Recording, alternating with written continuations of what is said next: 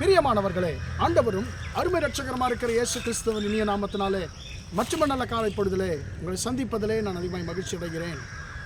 அன்பார்ந்த பிள்ளைகளே, இன்றைக்கு நாம் ஒரு வசனத்தை வாசிக்க போகிறோம். நமக்கு தேவையானது என்றதான தலைப்பிலே நாம் இன்றைக்கு கர்த்தருடைய வார்த்தையை தியானிக்க போகிறோம். நமக்கு தேவையானது லூக்கா சுவிசேஷம் 10ஆம் அதிகாரம் 41, 42 வசனங்கள், கடைசி வசனங்களில் ஆண்டவராகிய இயேசு கிறிஸ்து இப்படியாக சொல்லுகிறார். தேவையானது ஒன்றே, மரியாள் தன்னை விட்டு எடுபடாத நல்ல பங்கை தெரிந்து கொண்டாள் என்று சொல்லி ஆண்டவராகிய இயேசு இந்த இடத்துல சொல்லுகிறதை பார்க்கிறோம்.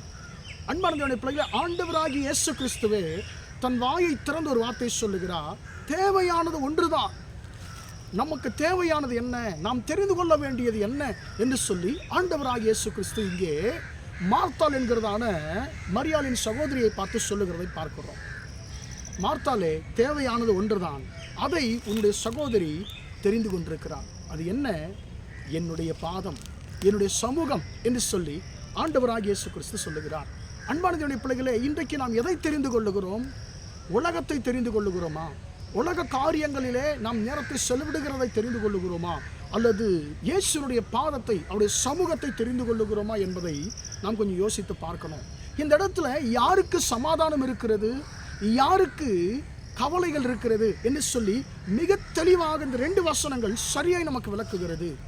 யாருக்கு கவலை இருந்தது என்று சொன்னால், யார் ஆண்டவராகிய இயேசு கிறிஸ்துவின் சமூகத்தை வாஞ்சிப்பதை விட்டு மற்ற வேலைகளிலே ஈடுபட்டு கொண்டிருந்தார்களோ, அந்த மார்த்தாள் பற்பல வேலைகளை செய்வதில் மிகவும் வருத்தமுற்று ரொம்ப அவங்க கவலைப்பட்டு சொல்கிறாங்க, ஆண்டவரே நான் தனியாக இருக்கிறேன், என் சகோதரி எனக்கு உதவி செய்ய சொல்லுங்கன்னு சொல்லும் பொழுது ஆண்டவராகிய இயேசு சொல்லுகிறார், மரியாள் தேவையானதை தெரிந்து கொண்டிருக்கிறார்.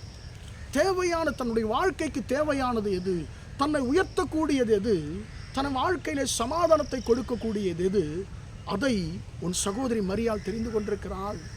அதனால அவருடைய வாழ்க்கை சமாதானமாக இருக்கிறது.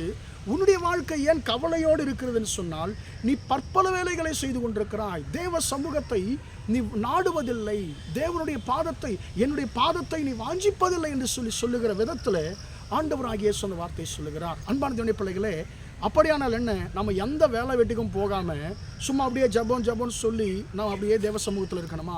நான் அப்படி சொல்லவில்லை. இந்த கருத்தை நாம், இந்த வசனத்தை நாம் தவறாய் புரிந்து கொள்ளக்கூடாது.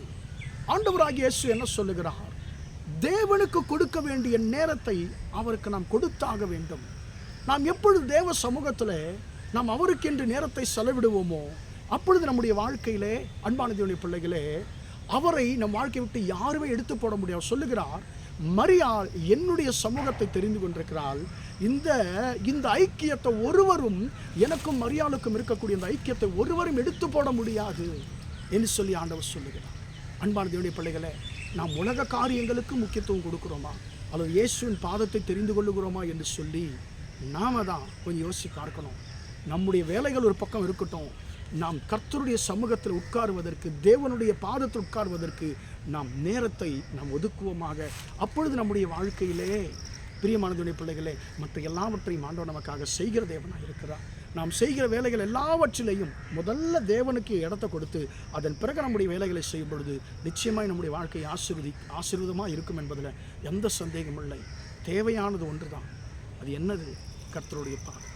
அந்த பாதத்தில் நாம் அமருவமாக, ஆசீர்வாதங்களை பெற்றுக்கொள்வோமாக. ஜெபிப்போம். இரக்கமுள்ள தகப்பனே, நன்றியோடு துதிக்கிறோம், ஸ்தோத்திரிக்கிறோம் ஐயா. இம்மட்டுமாக இந்த வார்த்தைகளை கேட்ட நம்முடைய பிள்ளைகளை ஆசீர்வதியும் ஆண்டவரே. தேவையானது ஒன்றே, மரியாள் தன்னை விட்டு எடுப்படாத நல்ல பங்கை தெரிந்து கொண்டால் என்ற வார்த்தையின்படி தகப்பனே, ஆண்டவரே, எங்கள் வாழ்க்கையிலே, உலகத்திலே, உலக காரியங்களிலே ஆண்டவரே நாங்கள் மூழ்கும் பொழுது எங்கள் வாழ்க்கையிலே சமாதானத்தை நாங்கள் இழக்க நேரிடுகிறது.